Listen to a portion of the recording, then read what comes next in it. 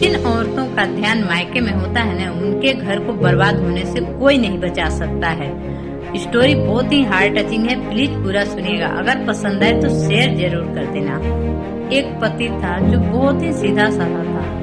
उसका शादी से पहले ही सपना था कि उसके पत्नी का इस घर में हंसी खुशी का किलकारी गुजरे और पत्नी उसकी हर शाम को उसका इंतजार करे। पर किस्मत में उसके कुछ और ही लिखा था।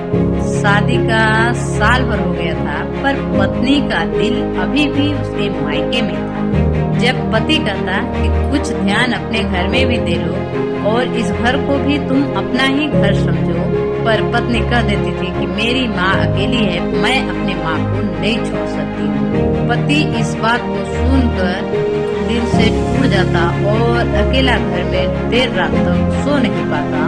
तो घर में बहुत ही अकेलापन महसूस होता था, पर पत्नी इस बात को समझ भी नहीं पाती थी। पत्नी अपने मायके में रहकर हफ्तों फोन नहीं करती थी और पति फोन करता तो वो कभी उठाती नहीं, और जब भी उठाती तो सिर्फ यही बोलती कि मैं बहुत बिजी हूँ। पति इस शब्द को सुनकर और टूट जाता था। पति का अकेलापन उसको और अधिक खाया जा रहा था। घर की रोटियां और सख्त हो रही थी, कपड़े स्त्री के बिना बिखरे हुए पड़े थे। पति सोचता कि क्या यह घर मेरी जिम्मेदारी, मेरी ख्याल क्या उस मायके से कम है? पर पत्नी इस चीज को कभी समझ ही नहीं पाई। एक दिन पति ऑफिस में ही अपने चक्कर खाकर गिर गया।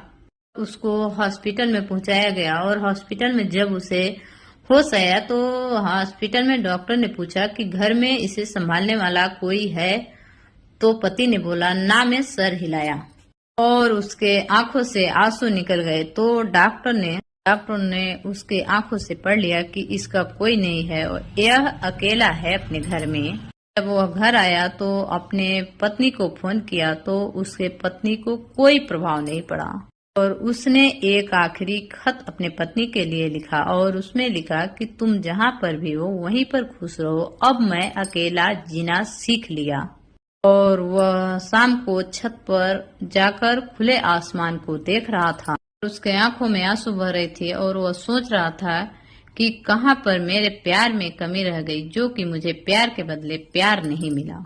तो मैं उन औरतों से कहना चाहती हूँ कि जिनकी ध्यान अपने मायके में होती है वह अपने ससुराल को बर्बाद कर देती हैं। सबसे ज्यादा तो वह अपने पति को बर्बाद करती हैं।